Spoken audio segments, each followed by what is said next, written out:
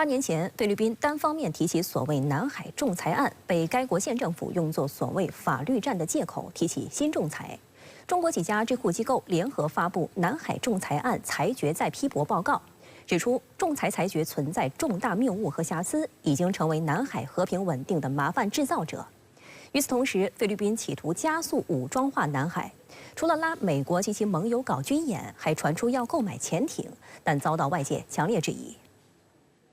对于菲律宾滥用联合国海洋法公约争端解决机制，无视中国坚持通过谈判和协商方式管控分歧、解决争端的一贯立场，而单方面提起仲裁，中国政府坚持不接受、不参与。中国政府不会承认仲裁庭做出的非法裁决，也不会接受任何基于该裁决的主张和行动。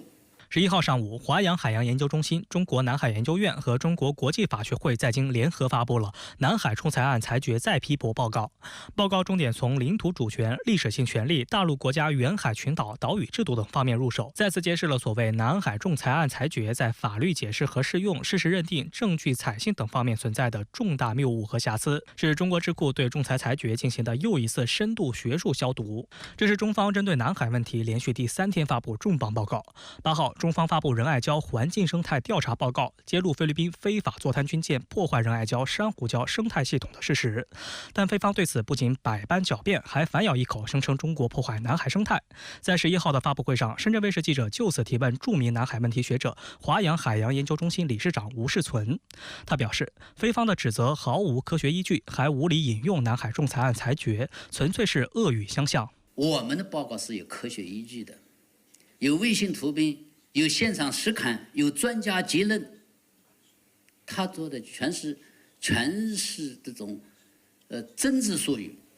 抹黑性的、攻击性的，而且似乎就有的就是有那种骂街的感觉。吴世存还表示，菲律宾扬言要再次提起针对中国的新仲裁，从某种意义上讲，也是仲裁裁决余毒没有彻底肃清的表现。中国是南海诸岛真正的唯一主人，也是南海有关海洋划界争议的当事方，需要从南海有关争议产生的历史经纬和事实真相出发，反复的、持续的对仲裁裁决进行釜底抽薪式的消毒，从法理上将这个长期破坏国际法治的毒瘤彻底清除掉。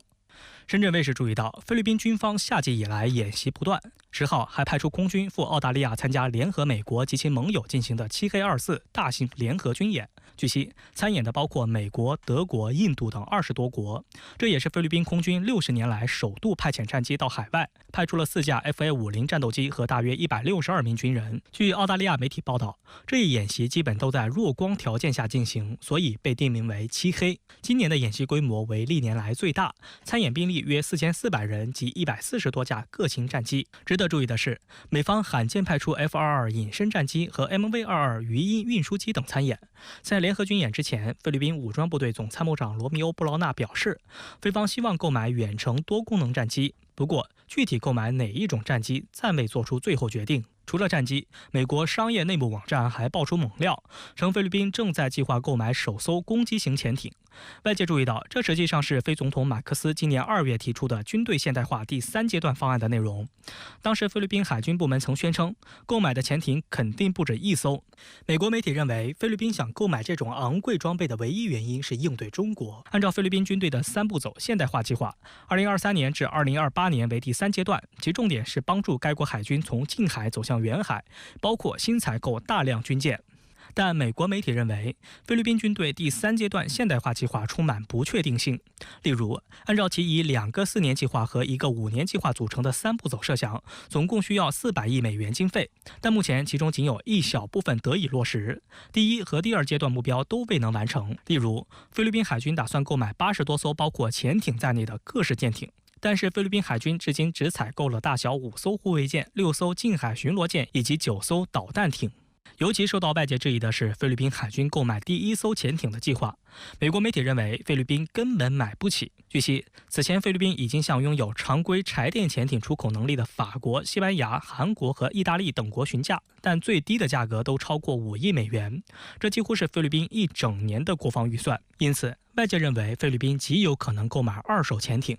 有报道称，菲律宾政府已经编列了采购2艘新型潜艇的预算，总计1亿至1.25亿美元。据悉，欧洲最大的军用舰艇制造商之一法国海军集团已明确表达与菲律宾合作的意向，出售计划由2艘鱿鱼级潜艇、培训人员在苏比克湾建立基地3部分组成。分析指，菲方还有可能与韩国继续深化合作。截至目前，菲律宾已经向韩国订购了4艘护卫舰和6艘大型巡逻舰，以及多架 FA-50轻型战斗机。菲律宾2023年 GDP 不足4000亿美元，但美国海军研究所新闻报道指出，马克思总统给出的第3阶段军事现代化总预算高达345亿美元，是此前第2阶段经费56亿美元的6倍多。菲防长宣称，这一计划具有可支持性、可持续性，并且具有富余，这也吸引一些国家前来推销。日本首相岸田文雄去年11月访问马尼拉时，曾承诺在已经向菲律宾提供12艘巡逻舰的基础上，再向马尼拉赠送7艘巡逻舰。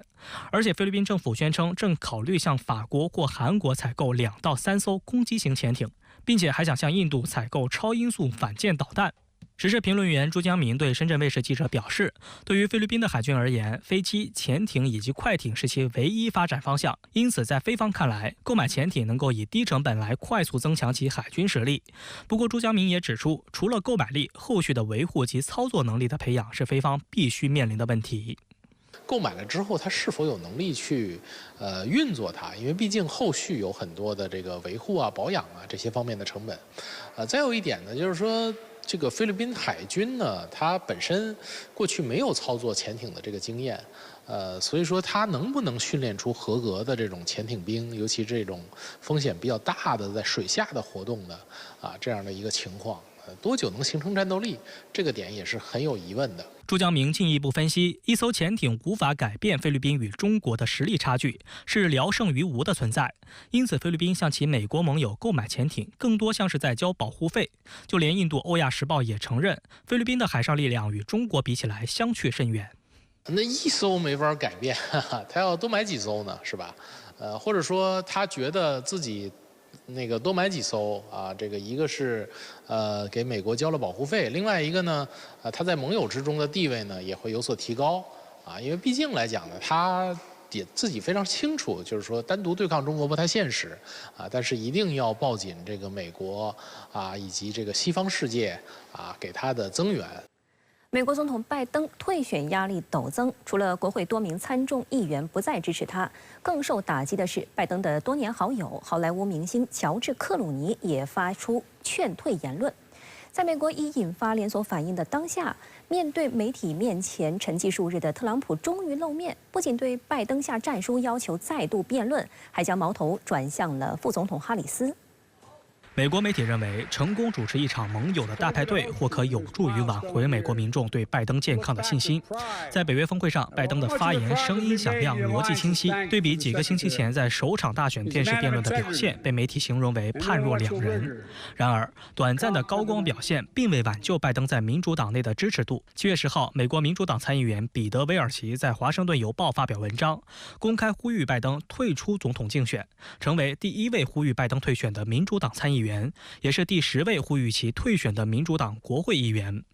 威尔奇称，他认为拜登需要重新评估自己是不是最佳的竞选人选，并指出，当前的对话主要集中在总统的年龄和能力上，这对民主党在11月的选举可能造成严重的政治破坏。在民主党内部也陆续有不少人表态支持拜登继续参选。美国媒体认为这一比例仍然较高，其中就包括一众民主党内大佬，如参议院民主党领袖舒默以及众议院民主党领袖杰弗里斯等人。And are you confident Biden can win in November? Yes. Is Joe Biden the best person to carry the Democrats' message? 值得注意的是，拜登的铁杆盟友众议院前议长佩洛西的态度。他10号接受美国全国广播公司访问时，大赞拜登在北约峰会的演说表现优异，但拒绝表明是否希望他继续参选。It's up to the president to decide if he is going to run. We're all encouraging him to make that decision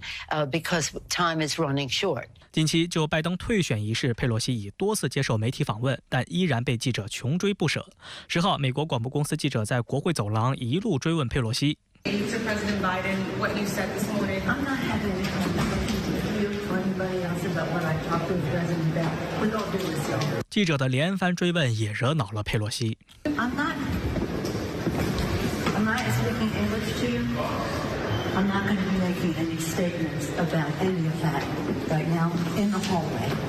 除了党内的反对声音，对拜登打击更大的来自于其多年的好友，曾经的铁杆支持者乔治·克鲁尼。他在媒体上发文呼吁拜登退选。事实上，就在上个月，乔治·克鲁尼与茱莉亚·罗伯茨、芭芭拉·史翠珊等一众好莱坞明星，还曾在加州为拜登共同主持了一场声势浩大的募捐活动，筹集了创纪录的3000多万美元。Writing in the New York Times, I love Joe Biden, but we need a new nominee. The one battle he cannot win is the fight against time. It's devastating to say it, but the Joe Biden I was with 3 weeks ago at the fundraiser was not the Joe Big Effing Deal Biden of 2010. 而另一位好莱坞明星迈克尔·道格拉斯表示，对乔治·克鲁尼的看法表示赞同。I think it's a valid point. I mean, I'm deeply concerned. 10号当天，拜登在白宫会见英国新任首相斯塔默，而乔治·克鲁尼的相关言论成为媒体关注的焦点。在各家媒体一片嘈杂的提问声中，拜登只是笑而不语，并未回应。美国媒体分析认为，由于好莱坞明星在吸金方面的巨大影响力，很可能成为压倒拜登的最后一根稻草。不过，面对外界巨大压力，拜登依然坚持参加竞选。当地时间7月11号，北约峰会闭幕当天，作为东道主的拜登为自己安排了一场单人记者会，并接受媒体自由提问。这场备受关注的记者会恐将决定拜登的最终去留。特朗普确实在辩论后，他相对于拜登的领先优势有所扩大，但是呢，也远远没有到所谓的说这个一个非常显著的领先的幅度这么样一个水平。但另外一方面呢，就是说也反映出来民主党内现在不少精英他们存在一种赌的心理，也就是说，他们知道临阵换将肯定会对民主党的选情同样带来很大的打击。我想这个接下来可能1个月到这个8月份民主党全国代表大会之前，这些工作可能它是需要加快去推进，否则的话，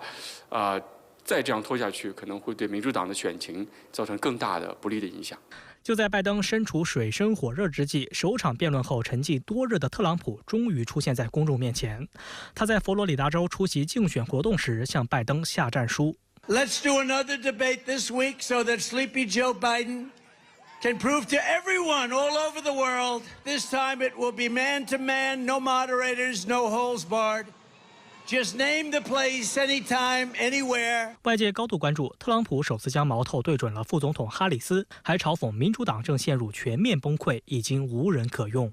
Democrat Party is divided in chaos and having a full-scale breakdown, all because they can't decide which of their candidates is more unfit to be president, sleepy, crooked Joe Biden or laughing Kamala. Laughing Kamala. 美国媒体分析认为，从特朗普的言论看，共和党已经为民主党换人做好了充分准备。另据英国广播公司报道，虽然哈里斯被认为是最有可能接替拜登的人选，但不少民主党心存疑虑。他们认为，哈里斯在白宫任职期间一直饱受成绩不佳和支持率不高的困扰。他其实呢存在一些短板，比如说他的民调的支持率比特朗普和拜登还要低也就是说美国的选民呢并不买哈里斯账。